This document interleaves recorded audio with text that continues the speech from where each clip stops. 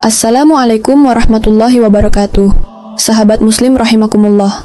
Selamat datang kembali di channel Permata Islam yang membahas seputar kisah islami penuh hikmah.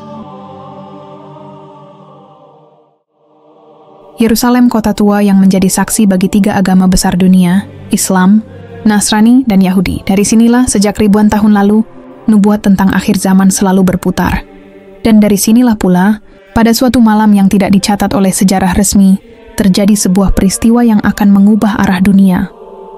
Di ruang bawah tanah sebuah museum tua, seorang pria muda berseragam hitam tengah duduk di depan meja logam, menatap naskah kuno yang baru saja ditemukan.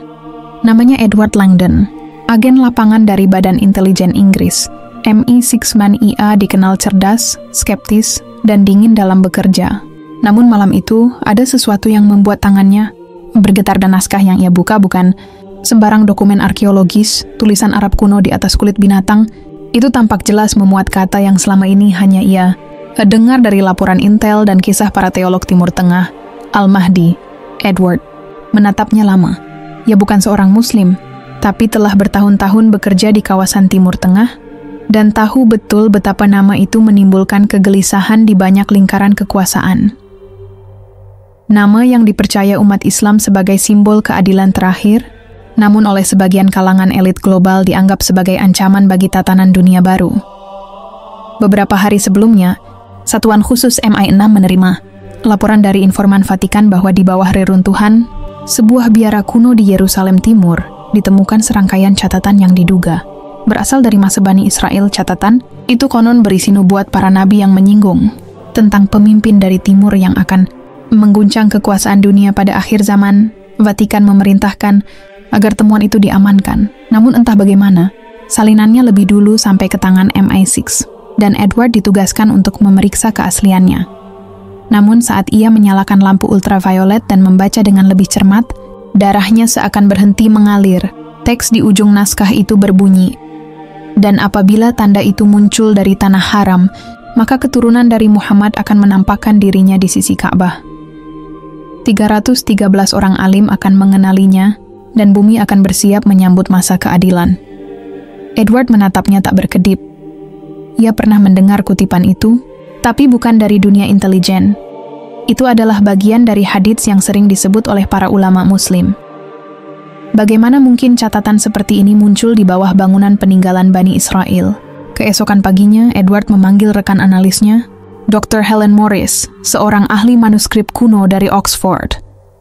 "Ini tak mungkin ditulis oleh kaum muslim," katanya sambil menunjuk aksara Ibrani samar di pinggir teks.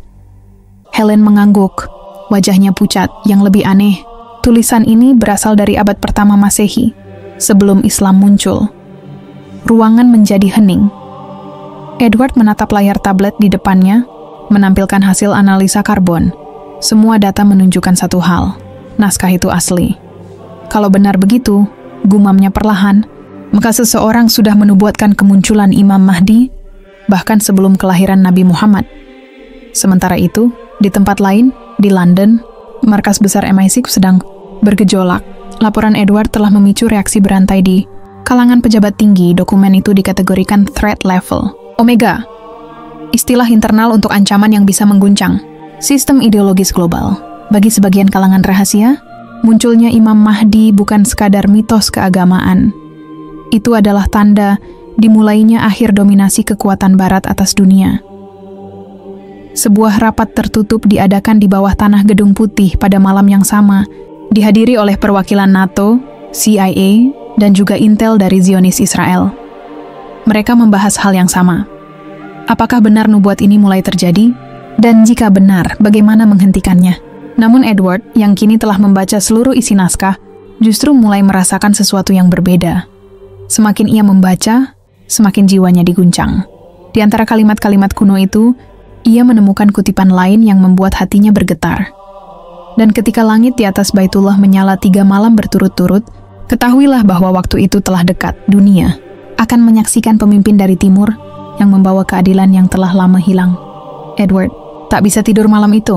Matanya terus menatap jendela hotel di Yerusalem, di mana bulan menggantung di atas kubah batu. Entah mengapa, untuk pertama kalinya dalam hidupnya, Ia merasa bahwa sesuatu yang jauh lebih besar dari semua kekuatan dunia sedang mendekat. Dan ia, seorang agen yang biasa mengintai orang lain, kini merasa sedang diawasi oleh takdir. Ia tidak tahu bahwa sejak malam itu hidupnya tidak akan pernah sama lagi. Sebab naskah yang ia temukan bukan sekadar peninggalan sejarah, melainkan panggilan yang akan menyeretnya masuk ke dalam pusaran antara iman dan konspirasi global. Pusaran yang kelak akan mempertemukannya dengan rahasia paling dijaga di muka bumi, sosok Imam Mahdi yang sebenarnya. Sejak malam ketika Edward menatap langit Yerusalem dari balik jendela hotelnya, ia merasa seperti ada mata tak terlihat yang terus mengawasinya. Bayangan peristiwa itu terus berputar di benaknya, naskah kuno, tulisan Arab bercampur aksara Ibrani, dan nubuat tentang pemimpin dari timur yang namanya mulai menggetarkan kalangan intel dunia. Namun kini, ia tak lagi sekadar peneliti rahasia. Ia menjadi bagian dari sesuatu yang lebih besar. Permainan lama antara kebenaran dan kekuasaan.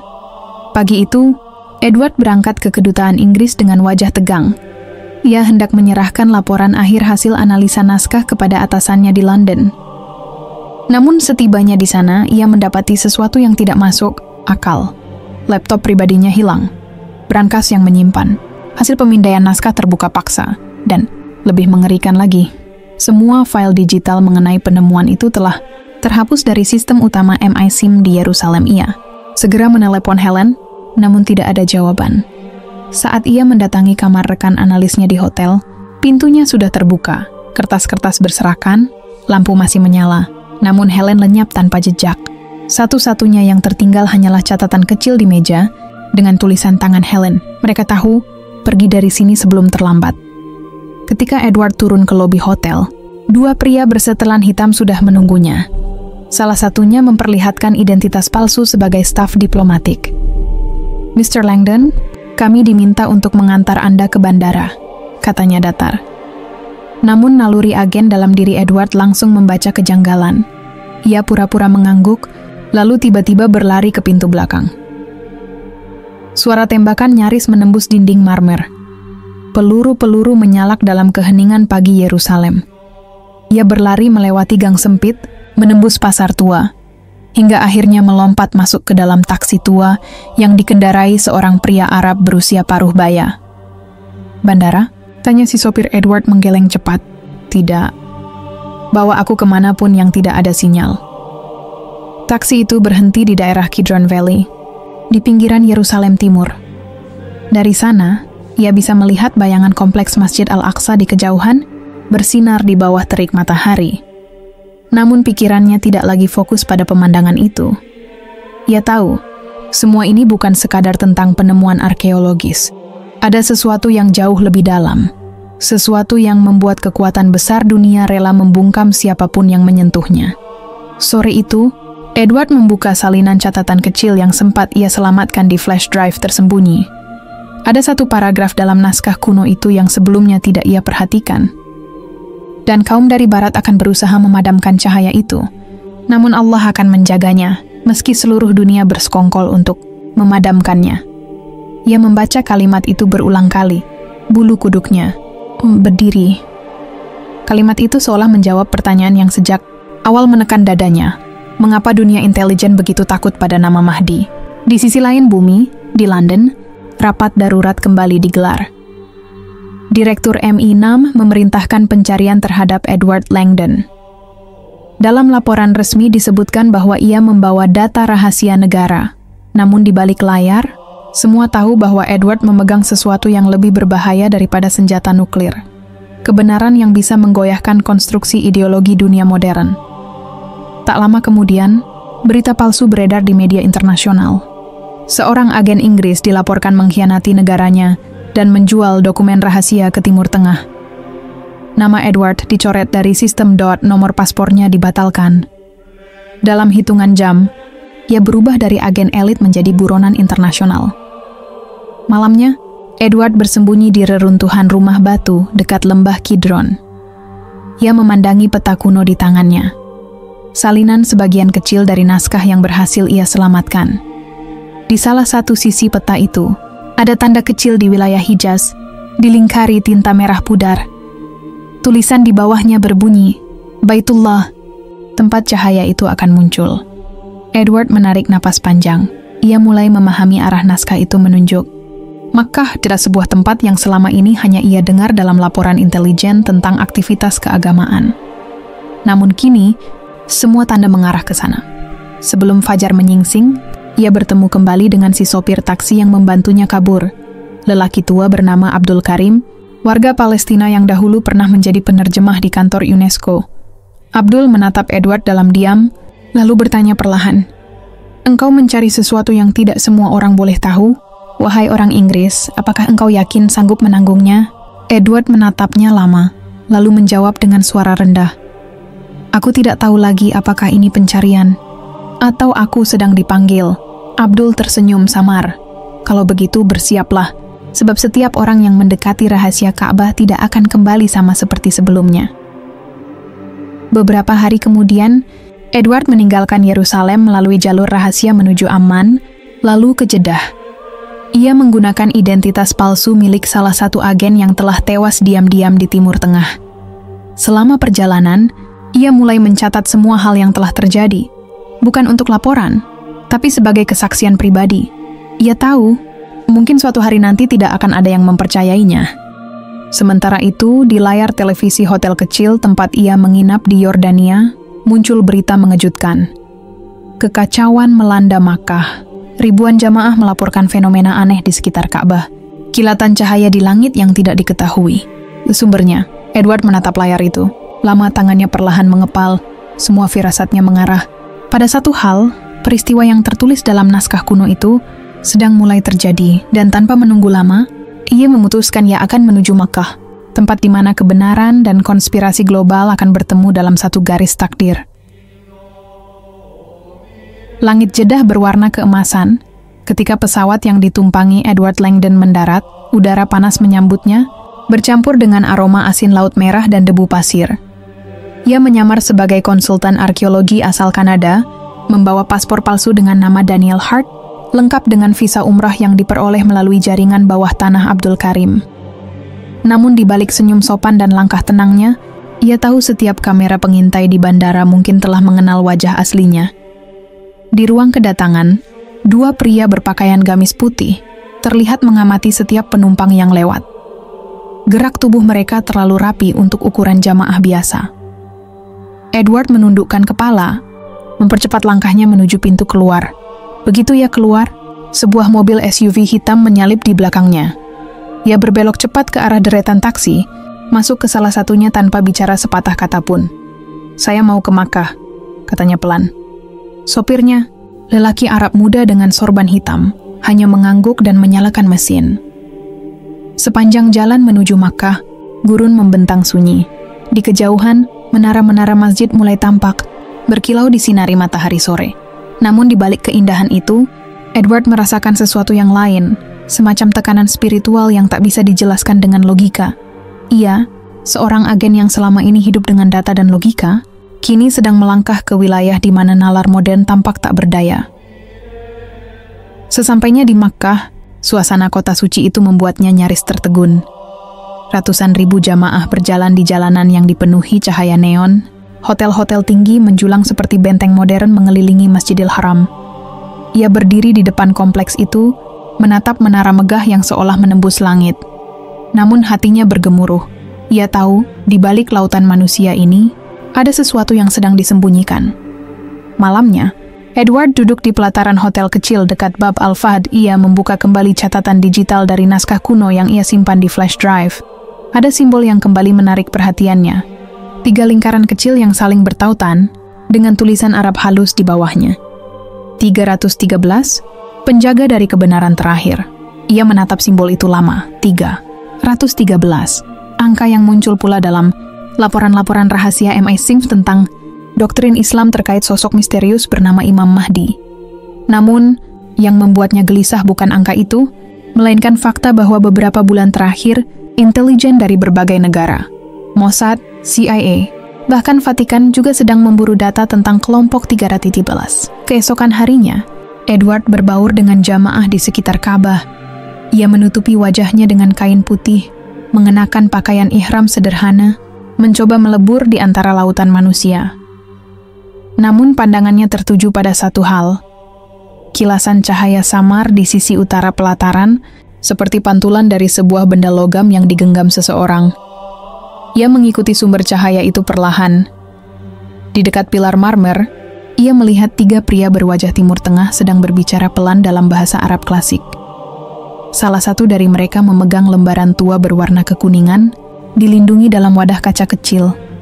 Ketika Edward berusaha mendekat, tiba-tiba suara azan berkumandang, menggema memenuhi seluruh masjid. 3 pria itu langsung menutup naskah dan menatapnya tajam seolah menyadari kehadirannya. Mereka tak bicara sepatah kata pun, namun tatapan mereka seakan menyampaikan satu pesan. Kau tidak seharusnya berada di sini. Malam itu, di kamarnya, Edward mendengar ketukan pelan di pintu. Ia ragu beberapa detik sebelum membuka, namun sosok di depannya membuatnya tertegun. Abdul Karim, pria yang menolongnya kabur dari Yerusalem. Aku sudah menunggumu, katanya dengan suara rendah. Bagaimana kau bisa sampai di sini? Tanya Edward dengan heran. Abdul hanya tersenyum samar, karena mereka juga sudah di sini. Kau pikir hanya engkau yang membaca naskah itu? Abdul lalu menyerahkan sebuah amplop coklat bersegel. Lilin, ini dari seseorang yang menunggumu di lembah Mina.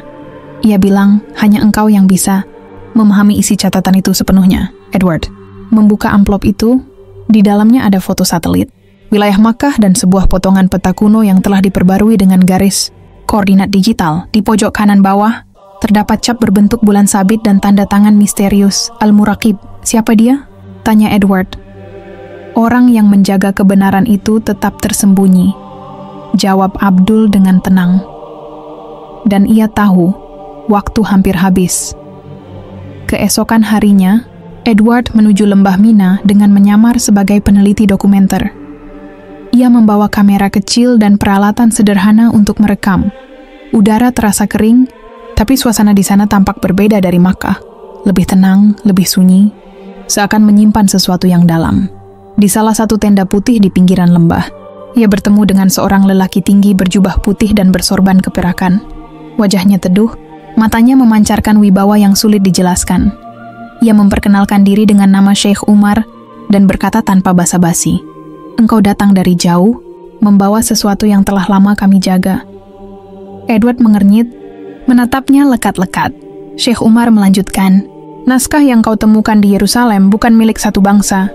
Itu adalah pesan terakhir dari seorang nabi sebelum wafatnya, tentang seseorang yang akan muncul di akhir zaman. Dan ketahuilah, wahai orang barat, tanda-tanda itu sudah dekat." Ia kemudian membuka gulungan kain dan memperlihatkan potongan naskah yang sama dengan yang dimiliki Edward, hanya saja lebih lengkap. Tulisan di bagian bawahnya terbaca jelas. Ketika dunia terpecah oleh fitnah dan kekuasaan mengabdi pada kegelapan, seorang pemimpin akan muncul dari timur. Ia tidak dikenal, namun dikenali oleh 313 orang pilihan. Edward terdiam lama. Suara Sheikh Umar bergema di kepalanya. Mereka sudah mulai berkumpul, dan di antara mereka, beberapa bahkan berasal dari tempatmu. Tiba-tiba, suara ledakan terdengar dari kejauhan, disusul pekikan dan siren. Abdul berlari masuk ke tenda. Pasukan keamanan datang. Mereka tahu engkau di sini. Edward menoleh ke Sheikh Umar, namun lelaki itu tetap tenang. Pergilah, Edward Langdon. Ini belum waktunya bagimu melihat semuanya. Tapi ketahuilah, kau sudah berada di jalan yang benar. Sebelum sempat bertanya lebih jauh, Sheikh Umar menepuk bahunya, lalu berjalan ke arah luar tenda, menghilang di antara debu dan cahaya sore yang memudar.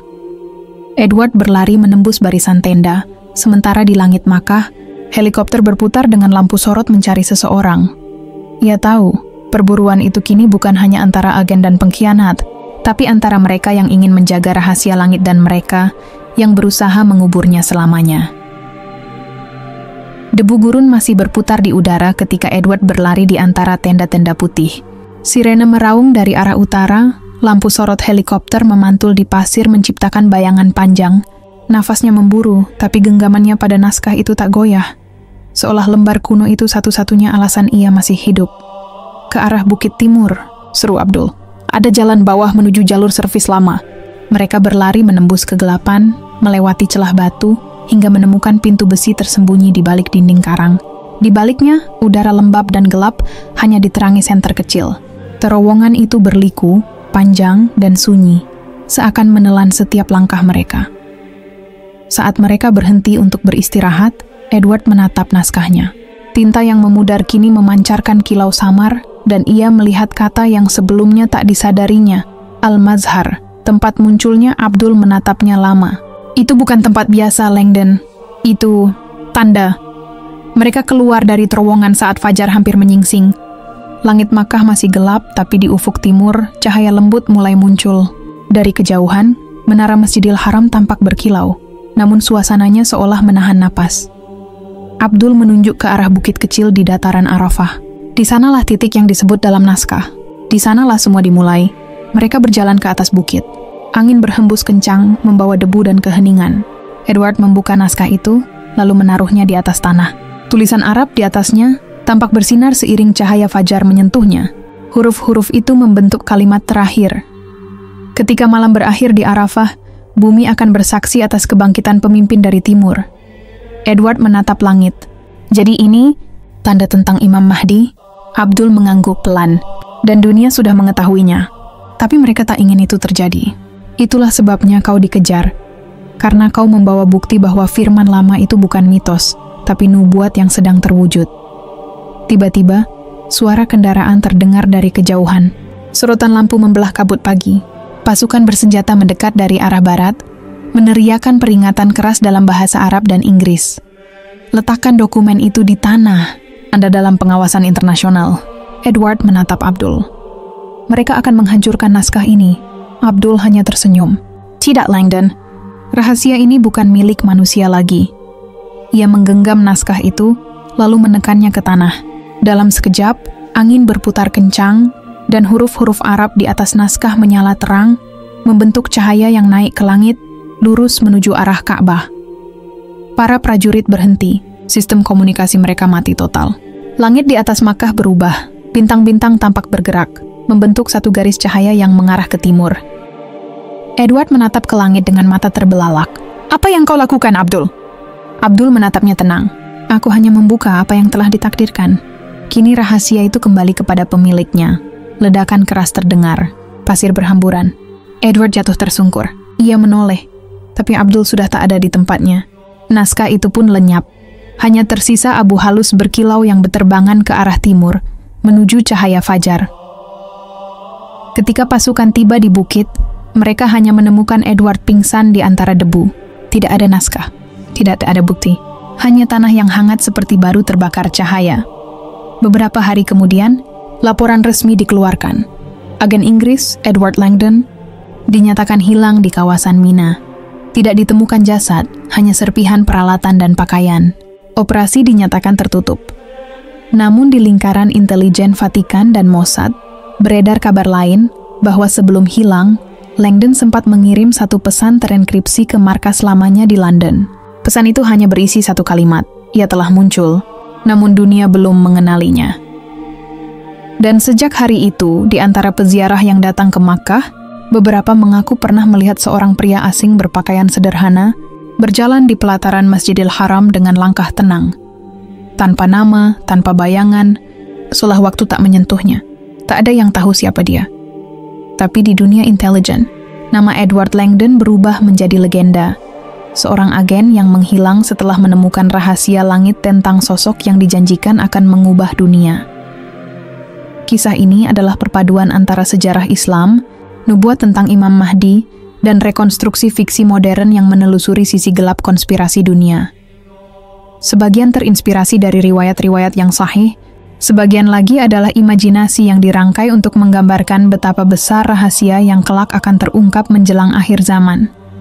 Bukan untuk menebak takdir, tapi untuk mengingatkan bahwa ketika dunia dipenuhi tipu daya, kebenaran tetap akan menemukan jalannya, sebagaimana cahaya tak pernah bisa disembunyikan oleh kegelapan.